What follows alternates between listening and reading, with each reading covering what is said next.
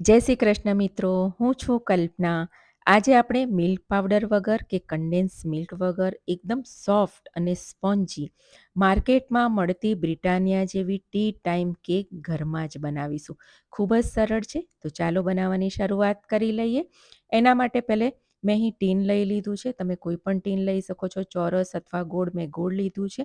જ્યારે પણ કેક બનાવો તો આ રીતે મેઝર કપ અને સ્પૂનનો ઉપયોગ કરો. જો તમારી પાસે ના હોય તો ઘરમાં કોઈ પણ વાડકી કે ચમચીને સેટ કરી લો. હવે સૌથી પહેલાં આપણે જે પણ ટીનમાં કેક બનાવવાના છે એને તેલથી ગ્રીસ કરી લઈશું.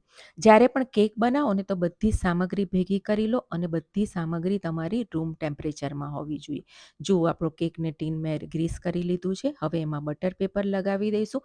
બટર પેપર ના હોય તો તમે મેંદો પણ એને ઉપર છાંટી શકો. આજે મેં ટોલ કેક ટીન લીધું છે જેથી આપણી કેક સરસ ફૂલી રહી. હવે મેં અહીં 3 ચમચી તૂટી ફૂટી લીધી છે અને અડધી ચમચી મેંદો નાખીશું અને મિક્સ કરી અને સાઈડમાં રાખી દઈશું.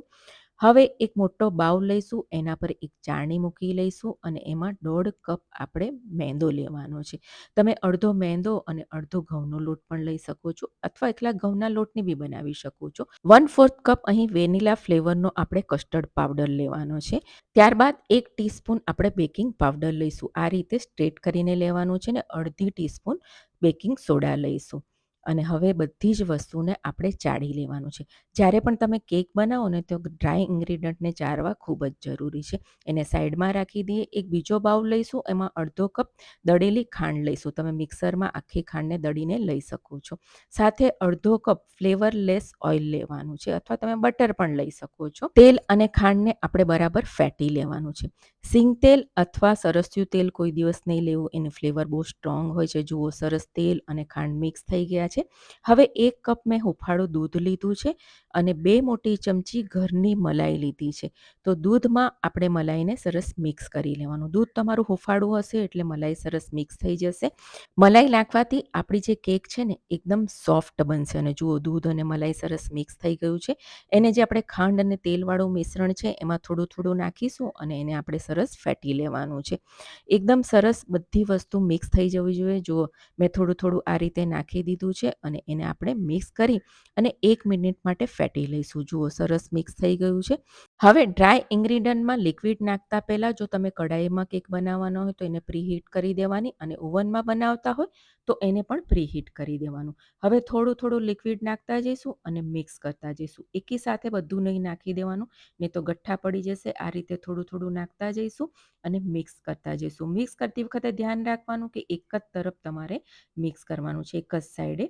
અને જુઓ, મેં બધું લિક્વિડ નાખી દીધું છે અને હવે આપણે એને બરાબર મિક્સ કરવાનું છે. એકદમ સ્મૂથ બેટર થઈ જાય ત્યાં સુધી આપણે એને મિક્સ કરી લઈશું. જુઓ મિત્રો, સરસ બેટર થઈ ગયું છે અને આ સ્ટેજ પર મને લાગે છે થોડું ઘાટું છે, તો 2 ચમચી આપણે દૂધ નાખીશું અને મિક્સ કરી લઈશું. આ સ્ટેજ પર તમારે એકદમ વધારે દૂધ નહીં નાખી દેવાનું. ફરી 2 ચમચી નાખીશું. ટોટલ 1 કપ દૂધ અને બીજું 4 ચમચી દૂધ આપણે વધારાનું નાખીશું અને એને બરાબર ફેટી લેવાનું છે. જુઓ, આ રીતનું લિક્વિડ તમારું હોવું જોઈએ. હવે એને આપણે સ્પેચ્યુલાથી આ રીતે કટ એન્ડ ફોલ્ડ આપીને બરાબર મિક્સ કરી લઈશું. હવે જે આપણે તૂટી ફૂટી લોટમાં નાખી હતી એને નાખીશું. લોટમાં નાખવાથી તૂટી ફૂટી આપણી એકદમ નીચે નથી બેસી જતી, એ ઉપર જ રહી છે. એને બરાબર મિક્સ કરી લઈશું અને હવે મિશ્રણને આપણે ટીનમાં લઈ લઈએ. ટીનમાં બધું જ મિશ્રણ આપણું આવી જશે. અમે એટલે જ ટોલ લીધું છે કે મિશ્રણ થોડું વધારે હોય તો વાંધો ના આવે. એને 4થી 5 વખત ટેપ કરીશું. આજે હું ઓવનમાં કેક બનાવું છું તો મેં પ્રીહીટ ઓવન કરી લીધું છે. 150 પર મેં મૂક્યું છે અને 45 મિનિટ અને બંને વાયર એટલે બોથમાં મેં એને રાખ્યું છે ગરમ કરવા માટે અને એને આપણે 35 મિનિટ પછી જ ખોલીને ચેક કરીશું. જો તમે 35 મિનિટ પહેલાં એમાં ચેક કરશો ને તો કેક કાચી હશે તો તરત જ બેસી જશે. હવે જુઓ, 35 મિનિટ થઈ ગઈ છે અને ચેક કરી લઈએ. કોઈ પણ ચપ્પુ કે સ્ક્રુવર નાખવાનું અને જો ક્લીન નીકળે તો બરાબર થઈ ગઈ છે. હજી મને થોડું લિક્વિડ લાગે છે એટલે હજી હું એને 5 મિનિટ રહેવા દઈશ. પછી ઓવન બંધ કરીને એમાં જ એને હું થોડી ઠંડી થવા દઈશ. જુઓ મિત્રો, હવે કેક થોડી ઠંડી થઈ ગઈ છે. એને આપણે અનમોલ્ડ કરી લઈશું અને અનમોલ્ડ કરીને આપણે આ વાયર રેક પર એને ઠંડી થવા દઈશું. જુઓ, તમે અનમોલ્ડ કર્યા પછી હું તમને બતાવું છું.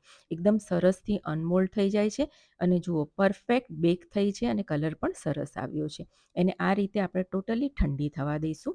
આપણી કેક સરસ ઠંડી થઈ ગઈ છે. હવે એને કટ કરી લઈએ. તમને જે સાઈઝના કટ જોઈએ તમે કટ કરી શકો છો. જુઓ, એકદમ સ્પોન્જી અને એકદમ સરસ બની છે.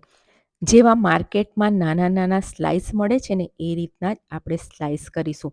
જુઓ, મેં કેકને બધી જ કટ કરી લીધી છે અને તમને બતાવું છું. એકદમ સોફ્ટ અને એકદમ સ્પોન્જી અને એકદમ સરસ બની છે. સહેજ પણ ડ્રાય નથી. તો મિત્રો, એકદમ સરળ રીતે આપણી ટી ટાઈમ બ્રિટાનિયા જેવી જ કેક ઘરમાં બની ગઈ છે અને જુઓ, એકદમ પરફેક્ટ છે.